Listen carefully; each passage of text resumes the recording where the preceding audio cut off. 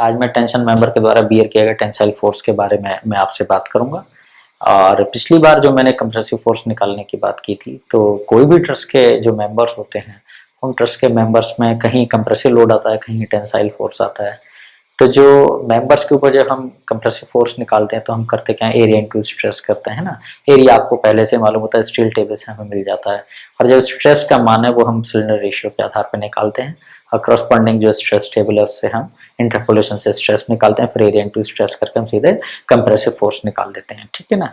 इसमें क्या है, हमारा जो टेंसाइल फोर्स हम निकालते हैं तो हमें क्या चाहिए, उसमें area net into tensile stress permissible. ठीक है, यानी कि एरिया नेट हम क्यों निकालते हैं, कंप्रेसिव फोर्स में हमने एरिया ग्रॉस निकाला था हमने स्टील टेबल से, वो ग्रॉस एरिया क्यों है और हमारा ए नेट क्यों है। तो ग्रॉस एरिया में क्या होता है कि जब भी हम किसी प्लेट को जोड़ते हैं तो उसमें रिवेट के माध्यम से जोड़ते हैं, देखो इस तरह से।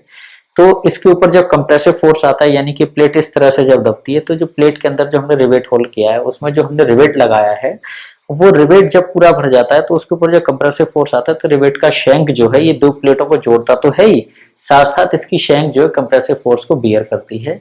तो जो हमने प्लेट में होल किया था उसकी जगह जो फिल हो जाती है वो रिवेट की शैंक से हो जाती है, इसलिए हम लेते हैं क्या, एरिया ग्रॉस लेते हैं। लेकिन जब हम टेंसाइल फोर्स निकालते हैं तो चूंकि टेंसाइल फोर्स में आप देखेंगे जो रिवेट है हमारा, ये प्लेट है, इसमें ये रिवेट है, इस तरह से हमने रिवेट लगा दिया है, तो जो टेंसाइल फोर्स आता है वो इस तरह से आगे की ओर खींचता है, तो प्लेट इसका होल जो है इस तरह से फैल जाता है। तो उस दौरान जो रिवेट का जो शैंक है वो केवल प्लेटों को जोड़ता है, बल्कि ये किसी भी तरह का टेंसाइल फोर्स बियर नहीं करता।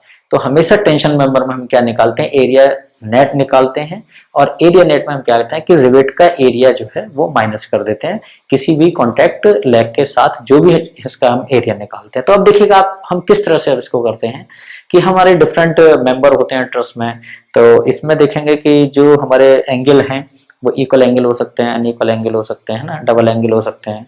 तो डबल एंगल के बीच में गजेट प्लेट हो सकती है, या कई बार गजेट प्लेट के एक ही तरफ दोनों हमारे एंगल्स हो सकते हैं। ठीक है, तो इसमें हम किस तरह से टेंसाइल फोर्स निकालेंगे, तो उसके लिए मैं सीधे बोर्ड पर ही चलता हूँ। इसमें हम लेते हैं क्या, area net into stress permissible tensile stress. तो परमिसिबल टेंसाइल स्ट्रेस की हम बात करें तो Fy 250 ग्रेड की अगर हम स्टील लेते हैं तो इसके लिए जो हम कोफिशिएंट है वो 0.6 लेते हैं, तो 250 इंटू 0.6 करेंगे तो आ जाएगा हमारा 150 न्यूटन पर mm स्क्वायर, जिसको हम कहते हैं परमिसिबल टेंसाइल स्ट्रेस। ठीक है, और एरिया नेट जो हम निकालेंगे उसकी एक विधि है कि जो कॉन्टैक्ट लेग है उसका हम एरिया निकालते हैं, फिर आउटस्टैंडिंग लेग है उसका एरिया निकालते हैं, फिर एक कोफिशिएंट निकालते हैं, के का मान निकालते हैं, फिर ए नेट का मान क्या होता है, A1 प्लस A2 के होता है, और उसके बाद हम फिर FT से उसको मल्टीप्लाई करते हैं तो हमें टोटल टेंसाइल फोर्स मिल जाता है। ठीक है, तो इस तरह से हम बोर्ड पर ही चलते हैं ताकि आपका ज्यादा समय ना लगे।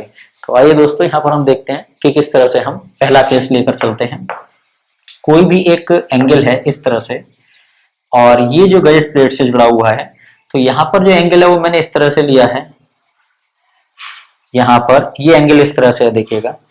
इसमें यहाँ पर ये देखेंगे कि ये हमारा एंगल है जिसको हमने कहते हैं ISA 9060/8 mm। ये हमारा एंगल कितना है, से 9060/8 mm का इस तरह से एंगल है, और यहाँ पर ये हमने क्या किया है, एक रिवेट इस तरह से लगा दिया है। ठीक है, इसमें हम इसका साइज अगर L1 मानकर चलें और इसका साइज यहाँ पर L2, ये कहलाती है हमारी आउटस्टैंडिंग लेग, है ना, ये कनेक्टेड लेग कहलाती है, ये कहलाती है आउटस्टैंडिंग लेग, और ये क्या हमारी किसी भी एंगल की मोटाई दैट इज T। एक एग्जांपल लेकर चलें कि हमने एक एंगल लिया है ISA 9060/8 mm, यानी कि इस एंगल की ये लंबाई, यहाँ पर जो कॉन्टैक्ट एरिया है, कॉन्टैक्ट लेग है, ये हमारा 90 mm, ये हमारा आउटस्टैंडिंग कितना है 60 mm, और इस प्लेट की मोटाई, इसकी एंगल की मोटाई कितनी है 8 mm। यहाँ पर सपोज करें कि हमने फाई का मान, जिसको हम कहते हैं जो आपके रिवेट की शैंक है, ठीक है, वो हमारे कितने डाया की है, तो यहाँ फाई का मान हमने ले लिया है कितना 16 mm। तो यहाँ पर जो रिवेट होल का डाया है कितना हो जाएगा 17.5 mm, क्योंकि जो हमारा रिवेट होल का डाया है वो शैंक के डाया में हम 1.5 mm एक्स्ट्रा जोड़ देते हैं। कब, जब शैंक का डाया हमारा 25 mm से कम है, और जब हमारा 25 mm और 25 mm से ज्यादा है तो हम 2 mm एक्स्ट्रा जोड़ देते हैं। तो यहाँ पर अगर 17.5 का हम होल करेंगे किसी भी प्लेट में या किसी भी एंगल में, तो उसमें आप देखेंगे कि 16 mm का रिवेट हम उसकी शैंक को डालें, फिर हम उसको स्ट्राइक करेंगे, उसका हेड बनाएंगे, तो 17.5 mm तक वो उसके गैप को फिल कर देगा। तो इसलिए हमने क्या लिया, रिवेट होल्ड डाया, ये जिसको हम कहते हैं प्लेट होल्ड डाया, हम इसको सबसे ज्यादा यूज करते हैं ये यहाँ पर। तो इसमें हमारा क्या है कि ये कनेक्टेड लेग एरिया है और ये हमारा आउटस्टैंडिंग लेग एरिया है। तो सबसे पहले हम क्या निकालते हैं, इसमें A1 निकालते हैं, और A1 बराबर हमारा क्या है, देखो इसमें connected leg area CONNECTED connected leg area है ना। और कनेक्टेड लेग एरिया कितना है, इस लेग का एरिया, ये कनेक्टेड लेग है, इस लेग का एरिया कितना है, अगर वैसे देखें ये लेग हमारी L1, ये हमारी L2। तो पहले L1 लेकर चलेंगे, L1 माइनस इसमें से एक रिवेट का डाया कम हो गया जिसको हम कहते हैं D माइनस T/2। हम क्यों करते हैं T/2, हम इसलिए करते हैं क्योंकि ये जो आपका एंगल है इसकी एज इस तरह से शार्प ना होकर के थोड़ी सी ये आगे की ओर बढ़ जाती है।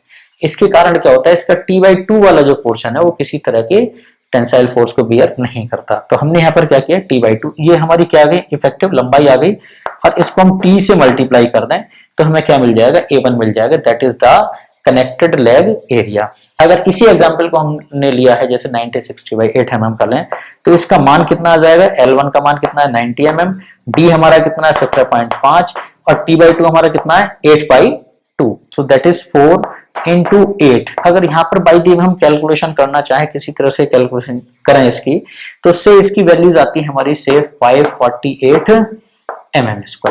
ठीक है, ये हमारी वैल्यू यहाँ पर 548 आ गई है। अब हम निकालते हैं A2। A2 क्या है हमारा, आउटस्टैंडिंग लेग का एरिया, इसको हम कहते हैं आउटस्टैंडिंग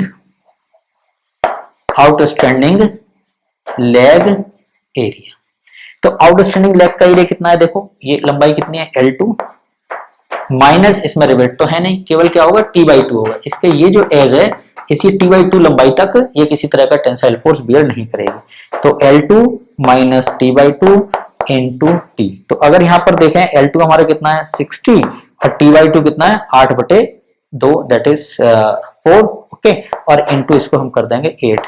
तो इसको अगर हम बाई द कैलकुलेशन करें तो ये कितना आ जाएगा आपका 56 इंटू 8। तो ये आ जाएगा आपका से इट इज 448 mm²। ठीक है, अब यहाँ पर एक कोफिशिएंट निकालते हैं K, जिसका मान क्या होता है हमारा 3A1/3A1 प्लस A2। तो यहाँ पर अगर हम करें 3A1 हमारा कितना है 548 है ना, डिवाइड बाई 3 इंटू 548 प्लस 448। तो इसकी वैल्यूज को अगर हम यहाँ पर से इसको हम कैलकुलेट करें तो इसका मान कितना आ जाएगा हमारा, दैट इज 0.78। से आप इसकी कैलकुलेशन करेंगे तो इसी तरह से 0.78 आ जाएगा। तो यहाँ पर हम फिर क्या निकालेंगे, A नेट, और A नेट का मान क्या हो गया हमारा A1 प्लस A2K। तो A1 प्लस A2K जब हम करेंगे तो ये कितना आ गया हमारा, A1 कितना है 548 प्लस 448 इंटू 0.78। तो यहाँ पर आप इसको देखेंगे, इसका जब एरिया कैलकुलेट करेंगे तो ये आपका आ जाएगा से इट इज लाइक 897। ये कितना आ जाएगा आपका 897 mm²। ठीक है, अब यहाँ क्या निकालेंगे FT। क्या निकालेंगे FT। FT माने क्या है, ये हमारा टीयरिंग फोर्स है, क्योंकि जिससे हमने रिवेट लगा दिया और फिर एंगल के ऊपर जो लोड आता है तो जहां पर एंगल लगा हुआ है वहां से प्लेट आपकी टीयरिंग में फेल हो जाती है। तो ये हमारा क्या है FT, जिसको हम कहते हैं टेंसाइल फोर्स भी कहते हैं या हम टीयरिंग फोर्स भी कहते हैं। किसी प्लेट का किसी एंगल का फटने में टूटने में उसकी सामर्थ्य क्या है, तो हमें क्या चाहिएगा, एरिया इंटू स्ट्रेस। तो स्ट्रेस मैंने आपको पहले ही बताया था, स्ट्रेस का मान क्या है हमारा, दैट इज 150 न्यूटन पर mm²। क्योंकि हमने क्या लिया F/250 ग्रेड की स्टील ली, जिसकी यील्ड स्ट्रेंथ कितनी है स्टील की, स्ट्रक्चरल स्टील की 250 न्यूटन पर mm²। तो इसको हमने 0.6 से गुणा कर दिया है, तो 250 into 0.6 it will give 150 Newton पर mm²। तो यहाँ पर हमने क्या किया है, FT बराबर A net into permissible tensile stress, जिसका मान 150 न्यूटन पर mm² है। तो यहाँ पर जब हम इसको करेंगे 897 इंटू 150, तो यहाँ पर चलो 1000 से अगर हम सीधे इसको डिवाइड भी कर दें, बाई दी वे हम 1000 से इसको डिवाइड भी कर दें तो इसका मान आ जाएगा 134.616 किलोन्यूटन। तो इसको हमने 1000 से डिवाइड कर दिया है, अगर नहीं करते हैं तो 134.616 न्यूटन, या हम इसको कह देंगे 134.616 kN। इस तरह से हम क्या करेंगे, इस टेंसाइल जो मेंबर है जिसको हम एंगल के रूप में प्रयोग कर रहे हैं, इसके द्वारा 134.616 किलोन्यूटन का लोड बियर किया जाए। तो यहाँ पर देखें बहुत आसान है कि हमें A1 प्लस A2 को करना है। A1 क्या है हमारा, that is the connected leg area, जिसका मान है L1 minus D minus T by two into T. और इसके बाद हमने क्या निकाला, A2 जिसको हम कहते हैं आउटस्टैंडिंग एरिया, इसका मान क्या है L2 minus T by two into T. और इसके बाद K का मान क्या है 3A1 upon 3A1 plus A2। फिर लास्ट में हमने क्या निकाला, A नेट निकाला A1 प्लस A2 के। और इसके बाद हमें क्या निकालना है, टियरिंग स्ट्रेंथ निकालनी है। तो उसका मान क्या होगा, area net into permissible tensile stress, जिसका मान कितना है, परमिसिबल टेंसाइल स्ट्रेस का मान 150 न्यूटन पर mm स्क्वायर।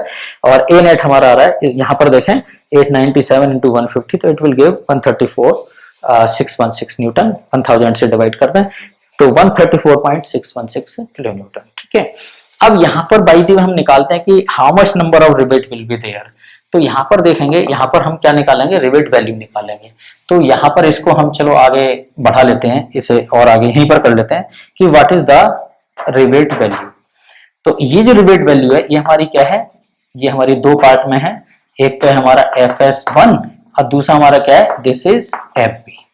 ये FS1 क्या है, ये हमारा सिंगल शेयर है, ये हमारा क्या है, सिंगल शेयर है। क्योंकि जब एंगल आगे निकल जाता है और जो हमारी जो प्लेट है ये हमारी क्या कहलाती है, ये गजेट प्लेट कहलाती है, GUSSAT। ये हमारी क्या है, गजेट प्लेट है। ठीक है, तो ये जो गजेट प्लेट है तो वहीं रह जाती है, लेकिन एंगल हमारा अगले मेंबर पे चला जाता है सपोर्ट पे रेस्ट करने के लिए। तो बीच में जब टेंसाइल फोर्स ऐसे आता है तो जो हमारी प्लेट है, ये जो हमारा एंगल है ये यहाँ पर टूट जाता है। तो यहाँ पर सिंगल शेयर है, प्लेन ऑफ शेयर क्या है, यहाँ पर सिंगल है।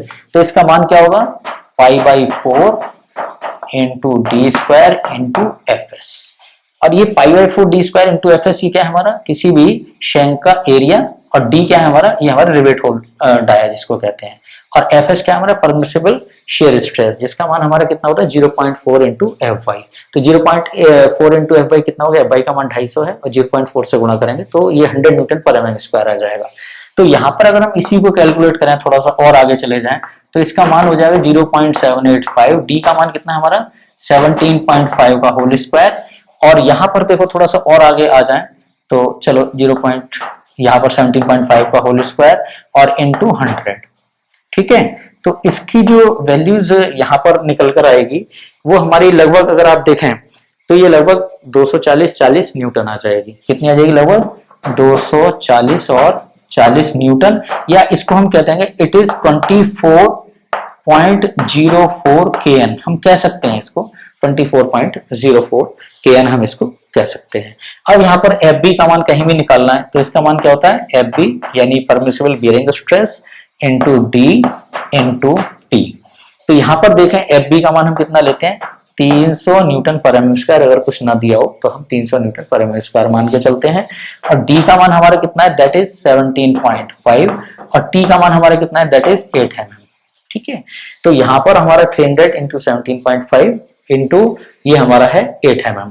तो इसका जो आंसर जो आ जाएगा वो आ जाएगा हमारा से 42,000 न्यूटन, या हम इसको कहते हैं इट इज 42 किलो न्यूटन। और रिवेट वैल्यू क्या होती है, किसी भी एक रिवेट के द्वारा बियर की गई जो स्ट्रेंथ है वो हमारी कहलाती है रिवेट वैल्यू। तो इन दोनों में से लीस्ट कौन सा है, दिस इज 24.04 और इट इज 42। तो 24.04 जो किलो न्यूटन का लोड है वो किसी भी अगर रिवेट के ऊपर आता है इस तरह से, तो रिवेट आपस में ये दो भागों में इस तरह से टूट जाएगा, क्योंकि प्लेन ऑफ शेयर क्या है हमारा, सिंगल है। तो यहाँ पर रिवेट वैल्यू हमारी कितनी आ गई, so that is the rivet value is से 24.04 किलो न्यूटन। अब हमें क्या करना है, नंबर ऑफ रिवेट निकालना है। क्या निकालना है, नंबर ऑफ रिवेट। तो मैं इसको कर दूं जरा, नंबर ऑफ रिवेट्स। तो नंबर ऑफ रिवेट क्या है हमारी, that is the tearing strength FT divide rivet value. तो यहाँ पर जो FT का मान आ रहा है हमारा, that is 134.616 kN divide by 24.04 है ना। तो ये लगभग आप देखेंगे कि 25 सिक्के 150, यानी कि लगभग 6 रिवेट के आसपास आ जाएंगे। 25 पंजे 125 और 25 सिक्के 150, तो ये लगभग आपके 6 रिवेट्स के आसपास आ जाएंगे। कितने आ जाएंगे आपके, 6 रिवेट्स के आसपास यहाँ पर आ जाएंगे। तो अगर हम 6 रिवेट यहाँ पर प्रोवाइड कर दें तो इसकी फिगर कैसे बनेगी, इसी लाइन को अगर हम आगे बढ़ा लें, इसी लाइन को अगर हम इस तरह से आगे बढ़ा लें, और यहाँ पर ये आपकी क्या है, ये गजेट प्लेट आ रही है इस तरह से, और यहाँ ये एंगल का ये वाला पोर्शन आ रहा है, और यहाँ पर हमने इस तरह से जो टेंसाइल फोर्स आ रहा है वो हमारा कितना आ रहा है 134.616 kN, ठीक है। और यहाँ पर हमने रिवेट कितने लगाने हैं, 6 रिवेट लगाने हैं, 1 2 3 4 5 और ये 6 रिवेट हो गए, ठीक है। यहाँ पर ये जो एंगल है इसकी लंबाई कितनी है हमारी, this is 90 mm, this is how much, this is 90 mm, ठीक है। अब यहाँ पर एक देखेंगे कि इस रिवेट का जो लैप है यहाँ पर, ये इस एंगल का जो लैप है, और ये हमारी क्या है gazette plate, GUSSET, so this is gazette plate, ठीक है। ये हमारी क्या है, ये यहाँ पर गजेट प्लेट है, ओके। अब यहाँ पर हम देखते हैं कि इसकी लैप लंबाई ये कितनी है, लैप लेंथ, इसको कहते हैं LD, मान सकते हैं इसको कि LD हम कितनी रखें, तो LD कितनी है, देखो ये हमारा एंड पर जो एज जो डिस्टेंस है वो हमारी कितनी है 1.3D, ये भी यहाँ पर कितनी है 1.3D, तो ये और बाकी बीच में कितना है, पिच का मान कितना है 2.5D, तो 1 2 3 4 5 इंटू 2.5D, यानी कि अगर लेंथ निकालें LD, क्या निकालें LD, यानी कि इस पे लैप जो है कितना करें, so that is 5 into 2.5D plus ये हमारा एंड पर कितना है 1.3D और ये भी 1.3D, तो इसका मान कितना आ जाएगा 2 इंटू 1.3D, तो ये मान कितना हो जाएगा आपका 12.5D plus 2.6D, so it will come से अराउंड 15 ऑफ द D, यानी 15 ऑफ द D, ये लंबाई तक हम क्या करेंगे, किसी भी एंगल को किसी प्लेट के ऊपर इस तरह से चढ़ा देंगे, तो कितना चढ़ाएंगे लगभग 15 इंटू D, जहां पर D का मान हमारा कितना है, दैट इज 17.5 mm।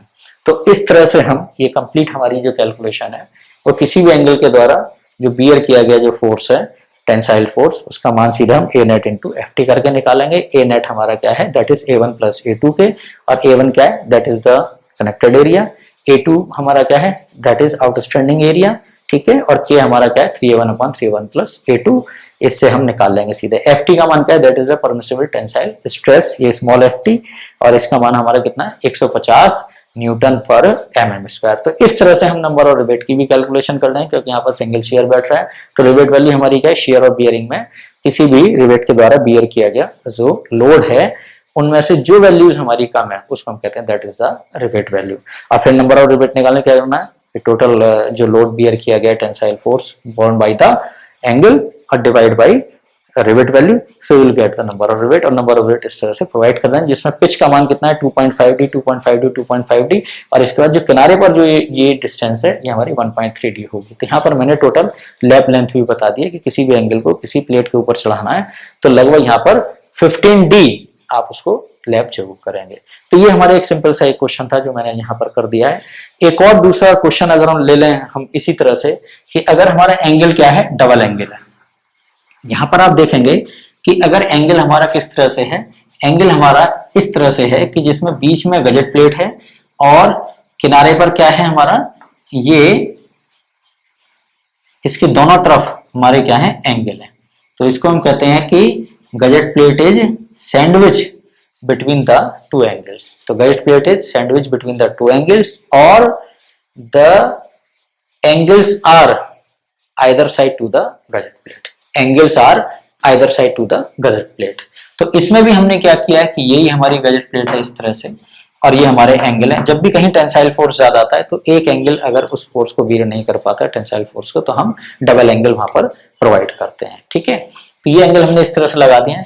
यहाँ पर क्या है हमारा कि ये हमारा यहाँ पर रिवेट है, इस तरह से हमने रिवेट लगा दिया है, ठीक है, और इसका साइज हमारा वही है ISA 90/60/8 है, ठीक है, और यहाँ पर जो फाई का मान है वही हमारा कितना है, दैट इज से 16 mm, ऐसे D का मान कितना आ जाएगा 17.5 mm। ये हमने इतना यहाँ पर खास तौर से ले लिया है, ठीक है।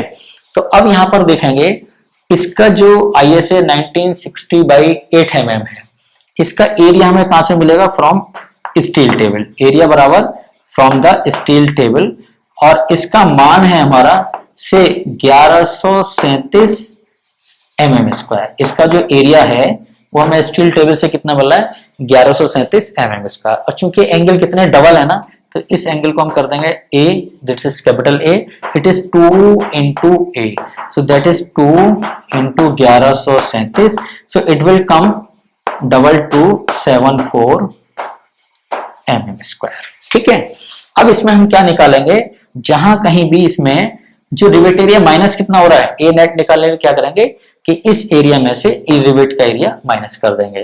तो यहां पर ए नेट अगर हम निकालें तो ए नेट का मान क्या हो गया, area -2 into D into T. तो ये हमारा क्या हो गया, ए नेट मिल जाएगा। एरिया हमारा कितना है, हमारा 2274 -2 इंटू 17.5 इंटू टी का मान हमारा कितना है, दैट इज 8 mm, क्योंकि हमारा जो एंगल है उसका साइज क्या है 90/60/8 mm। तो यहां पर आप देखेंगे कि 2274 ये हमारा क्या है, टोटल उसका एरिया आ गया है। ठीक है, अब ये क्या है हमारा 2dt, यानी कि रिवेट का एरिया माइनस कौन सा हो गया, ये वाला एरिया हमारा क्या हो गया, इस एंगल में से कम हो गया है। ठीक है, तो इस चीज का आप जब ध्यान रखेंगे तो यहाँ पर जो इसका मान है अगर एरिया निकाले तो 1994 इसका एरिया आ जाएगा, से 1994 mm स्क्वायर। ठीक है, ये हमारा क्या है, this is the A net. हमें क्या निकालना है, टियरिंग स्ट्रेंथ निकालनी है। इसका मान क्या होता है हमारा, ए नेट इंटू एफ टी। तो ए नेट का मान हमारा कितना है 1994 और एफ टी का मान कितना है हमारा 150 न्यूटन पर एम एम स्क्वायर। तो जब देखो ए नेट हमने इसमें निकालने का तरीका क्या है कि हम ए नेट हम किस तरह से निकालें, तो केवल area minus 2d into T करेंगे। ठीक है, तो इससे ये आपका मान आसानी से आ जाएगा। तो यहाँ पर ए नेट मिल जाएगा, एफ टी मिल जाएगा, तो इसका मान जो आ जाएगा आपका 1994 इंटू 150 करेंगे, सो इट में कम 199 और इट में 100 न्यूटन से, सो इट में कम 199.100 kN, यानी इसके द्वारा जो बियर किया गया जो लोड है हमारा, तो इट में कम 135, इट में कम 2 एंड इट में कम 2। तो यहाँ पर हम इसको मल्टीप्लाई करेंगे तो ये आ जाएगा आपका 299.100 न्यूटन, और इसको हम कहेंगे 299.10 किलो न्यूटन। सो इट में हैव 299 किलो न्यूटन, यानी इस तरह के मेंबर के द्वारा जो टेंसाइल फोर्स है वो हमारा इतना बियर किया जाएगा। कितना है हमारा 299, और जबकि यहाँ पर हमारा सिंगल एंगल है उसके द्वारा कितना किया गया 134। ठीक है, तो वैसे अगर हम एंगल को डबल लगा दें तो 268 आना चाहिए या 269 आना चाहिए, लेकिन यहाँ कितना आ रहा है 299। ठीक है, अब यहाँ पर अगर हम by the number of rivet निकालना चाहें तो नंबर ऑफ रिवेट कैसे निकालेंगे, मैं यहीं पर थोड़ा सा समझा रहा हूँ आपको कि किस तरह से हम इसमें नंबर ऑफ रिवेट निकालेंगे। तो यहाँ पर क्या हो रहा है हमारा FS2 हमारा क्या है, दैट इज डबल शेयर। तो जो पहले हमारा सिंगल शेयर था उसका मान कितना रहा था हमारा 24.04 किलो न्यूटन। तो अब कितना आ जाएगा आपका FS2 कितना हो जाएगा 2 into π/4 into d square into FS। तो इसको अगर हम कैलकुलेट करेंगे तो इट विल कम 24 का जस्ट डबल हो जाएगा। यहाँ पर जो मैंने किया था 24.04, तो इसका मान जस्ट डबल हो जाएगा, तो 48.08 kN ये इसका मान आ जाएगा। और FB क्या है हमारा, दैट इज ये यहाँ पर बियरिंग जो फोर्स है वो कितना आ रहा है हमारा, दैट इज 42 kN। तो यहाँ पर ये कितना आ रहा है 42 kN। यहाँ पर डबल शेयर क्यों है, क्योंकि गजेट प्लेट यहाँ पर है और एक एंगल यहाँ, एक एंगल इस तरफ लगा हुआ है। तो जब ये एंगल आगे चले जब उसको खींचेंगे तो ये यहाँ पर इसका प्लेन ऑफ शेयर कितने बनेंगे 2, एक प्लेन ऑफ शेयर यहाँ, एक प्लेन ऑफ शेयर यहाँ, तो यहाँ डबल शेयर हो गया। और यहाँ पर FBDT ये मान हमारा यहाँ पर आ गया। तो इसमें रिवेट वैल्यू कितनी होगी RB, that is how much 42 kN। कितनी हो जाएगी यहाँ पर, से इट इज 42 kN। ठीक है, तो जब 42 kN है तो हमें यहाँ पर क्या निकालना है, नंबर ऑफ रिवेट। तो नंबर ऑफ रिवेट अगर यहाँ पर निकालें हम नंबर ऑफ रिवेट तो कितना हमारा 299 डिवाइड बाई 42 करेंगे तो ये आपका 7 दूनी 14 और 7 चौक 28 29, तो से इट इज 7.2 एंड इट में गो 8 रिवेट्स। कितना 8 रिवेट्स।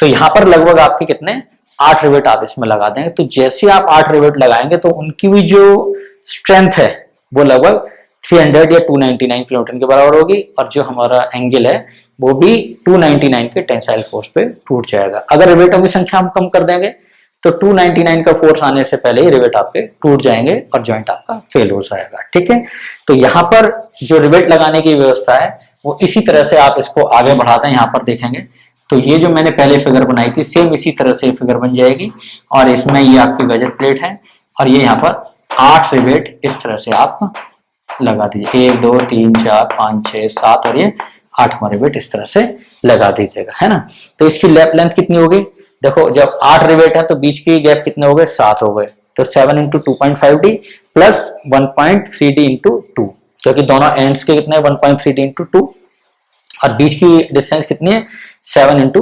2.5D। क्योंकि अगर ये देखें ये 4 है रिवेट, हमने लगा 1 2 3 4, तो इनके बीच की डिस्टेंस कितनी है 1 2 और 3। तो अगर 8 रिवेट है तो डिस्टेंस कितनी होगी 7, और ये डिस्टेंस कितनी है हमारी मिनिमम पे जो है 2.5D होता है। तो 7 into 2.5D plus 1.3D into 2 या 2 इंटू 1.3D। तो ये यहाँ पर क्या आ जाएगा, टोटल LD का मान आसानी से आ जाएगा। तो चलिए, thank you so much, so nice of you.